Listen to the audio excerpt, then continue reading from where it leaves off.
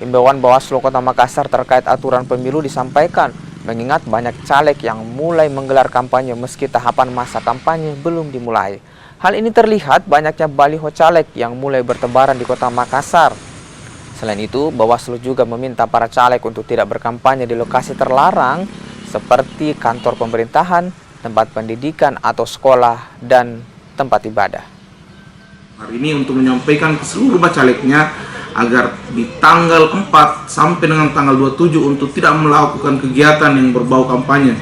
Karena ada kemudian jenis larangan di Undang-Undang 7 itu terkait dengan kampanye di luar jadwal, itu yang kemudian perlu kita hindari bersama, sehingga mungkin dalam waktu dekat kami bersama teman-teman KPU mungkin akan turun untuk menghimbau teman-teman peserta pemilu untuk kemudian bersabar dulu, tahan dulu sebelum tanggal 28 untuk tidak melakukan aktivitas yang berbau kampanye ataukah adanya ajakan untuk memilih sebelum tanggal 28 itu.